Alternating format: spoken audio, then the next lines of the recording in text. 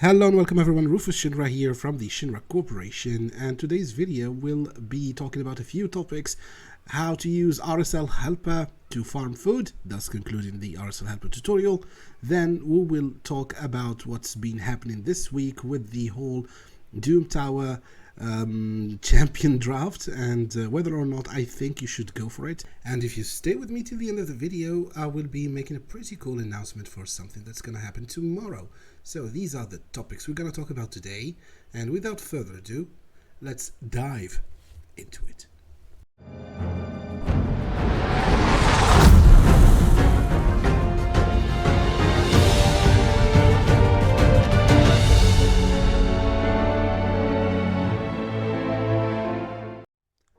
Okay, so starting with RSL Helper, as promised in the last part of the tutorial, I will be showing you now how to use RSL Helper to farm multi-level food for basically anything, for tournaments or if you just want to level champions. So here I have my brutal campaign farmer, the trusty Skull Crown, with 3 champions that I will use for food. I'm not sure that all of them are food.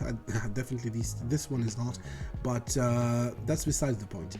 So what you need to do is basically just go to the campaign. You can either run champions that are fully leveled, or you could start like this, empty. So you select multi-level XP, then go to set food, and here you will be presented with the number of champions that you can use to level up. So it tells me that I have 24 3-star champions and 79 4-star champions and only 7 2-star champions. So let me say, for example, I want to level 10 3-star champions, and all I need to do is just specify this number. I could specify maybe 10 3-star champions and 20 4-star champions, and what the tool will do is it will start picking off champions that respond to the first criteria, meaning 3-star champions, until they are all maxed out. Then it will move on to choosing 4-star champions that still need XP. All you need to do is check this option. Then what I usually do is select run effective resources so that it can go through all the energy I have. Obviously here I don't have enough energy to fulfill it, but I can recharge it using gems. So I click on run effective resources. Let's just press play.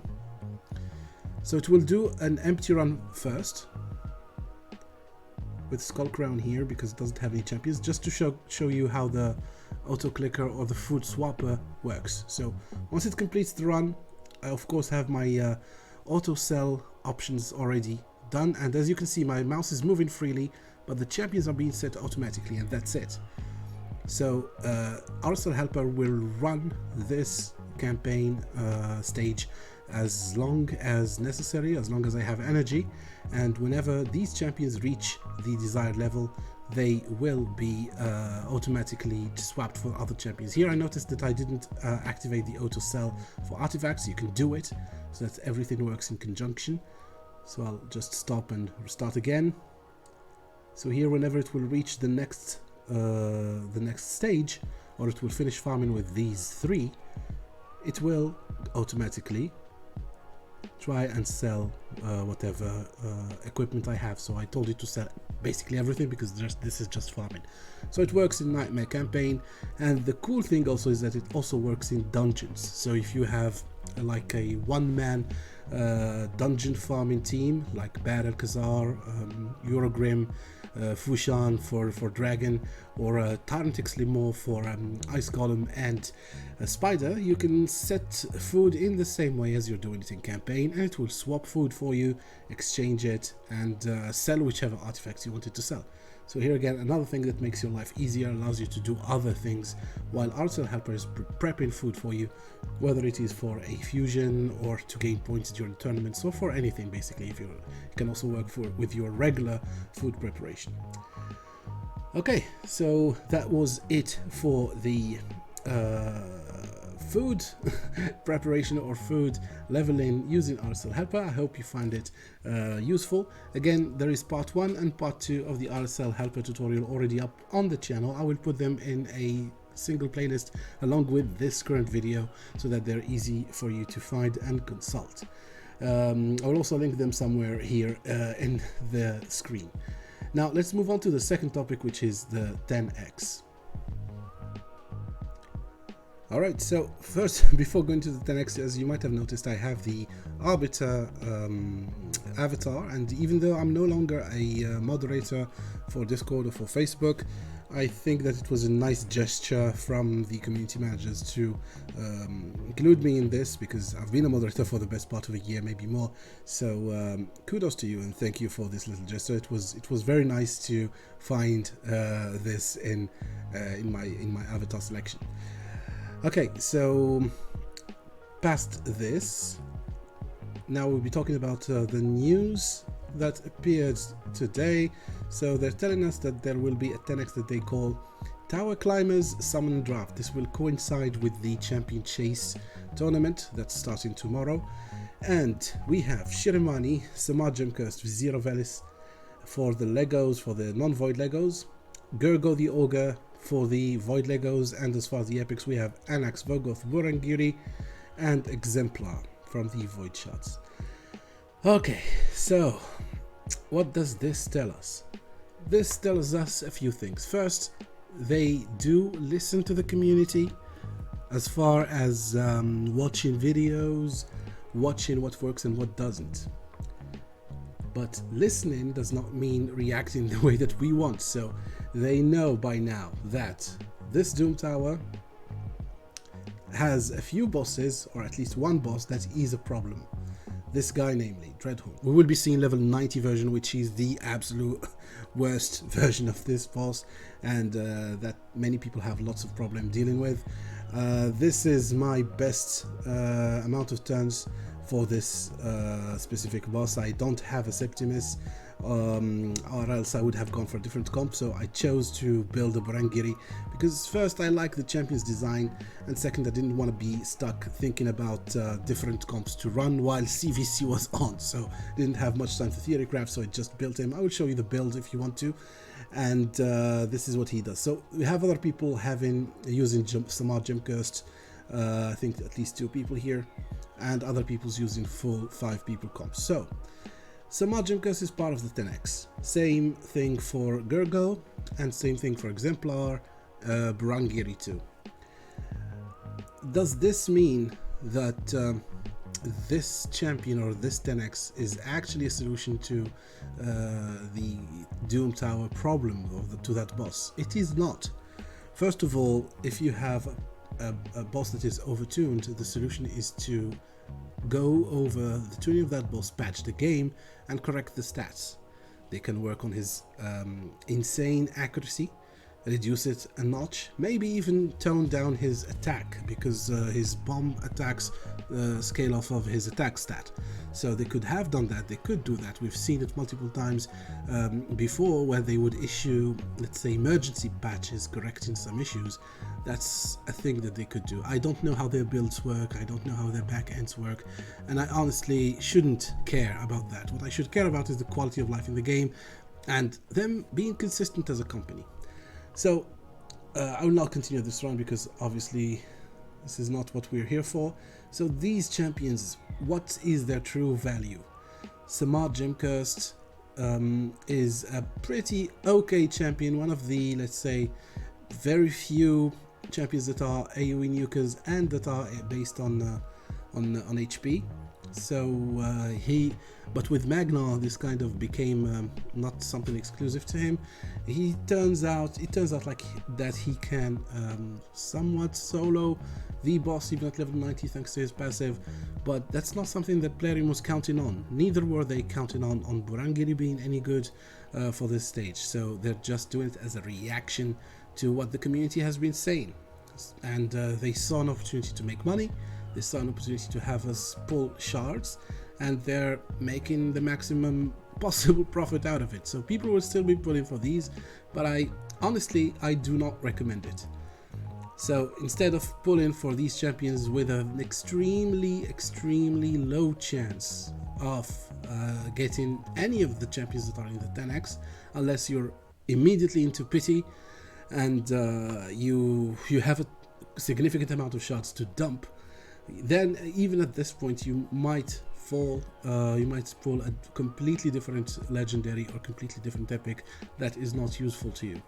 So if you want to do it, be my guest. Of course, you can do whichever you want. That's your account. Those are your resources. If you ask me, there's no objective reason to do it, because none of these champions, except maybe for Gurgo, are extra useful in multiple areas of the game. Let's take a look again at the list. So Shirimani, she's a pretty decent AoE freeze champion that can be used in arena, that can be used in faction wars, to a certain extent in Doom Tower, but she's not the best at this role. Gurgo is much better at AoE freeze, and he can do pretty good single target damage, and he's kind of meta in certain arena teams if you're pushing for platinum or high gold 4. Shirimani, I would say she's a B tier if tier lists were a thing. Legendary. She's not too bad, not too good.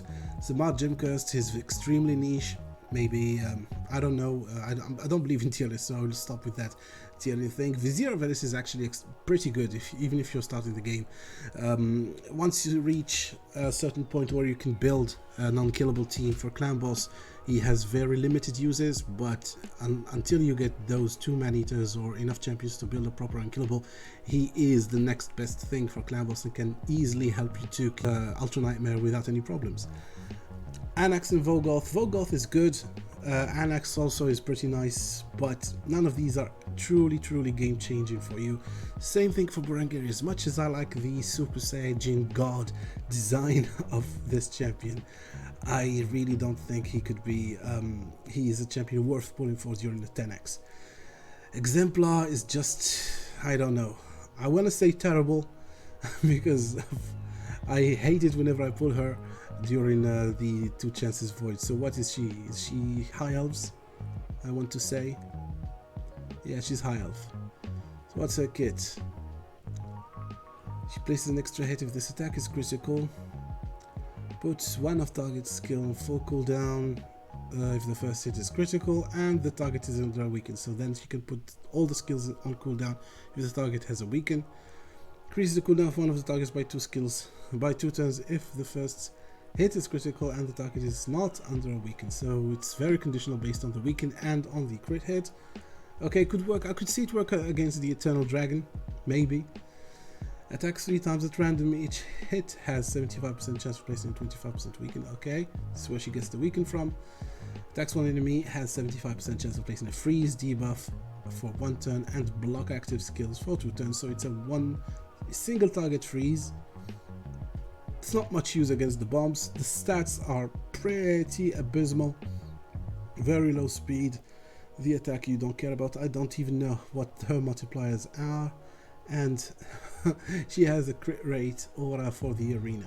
Again, I'm dissing this champion just because first I don't like the look. She looks basically like a common champion.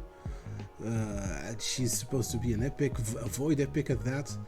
The reviews, people seem to be liking her. Okay, I've never invested any time in her. Maybe I should take a second look. But again, why would I? There are plenty of other champions. So all in all, not a really good 10x. But they kind of are forcing our hands because the 10x is coinciding with the Champion Chase tournament for the Fusion. People will be pulling shots. I might be pulling shots as well. I don't know. I probably will try to just pull my ancient shards, which are the only ones that I have left before the CVC bleed out. So let's see. Let's see, man. This is not a good move from Plarium. So in my opinion, what they should have done is just admit that they have made a mistake, fix the boss, and move on. Simple as that. People will respect them for admitting their mistakes and owning up to them way more than whatever they're trying to pull here. It's not even subtle. Everybody can see through what is happening. But hey, it's their business, it's their game, we're playing it. The question is for how long? Alright, so that was it for the review of the 10x champions. I will definitely be going for Bomber level 90 tonight as soon as the boss unlocks. This shard should give me some nice points in the champion chase, same for these ones, so hopefully I will get past him and I'll be able to share my comps. So I've seen what other content creators have done, what other players have been doing. I will try to just either replicate a successful comp or try maybe to come up with one of my own, who knows. Yeah, so that was it for this section, and now for a little bit of an announcement. Okay, so tomorrow, by the time this video comes, it should be about 19 hours after this video is published. So exactly at 7:30 p.m. UK time, we'll be again joining the Saffron Man Frolic podcast with Mr. Tham and a surprise guest. So David Fitzsimmons. So if you don't recognize David Fitzsimmons, he is the community creator of Calvalax, so the man that came up with the design, submitted it to Plarium, and won the contest. So yeah, we'll be talking about all the recent news that happened in Raid. We'll be talking about David Fitzsimmons and how his amazing journey with the design of this champion and how he could see his creation come to life in the game came about. And we'll just be going back and forth with Mr. Tham. Always great chatting with him and the Saffron Man. So if you want to follow us during that podcast, you will have the link in the comment section below. Make sure to drop the Saffron Man a follow. He makes great content both on YouTube and on Twitch. Alright, so that will sum up today's video. Thank you very much for watching. Leave a subscription if you haven't, and I will see you in my next upload. Cheers.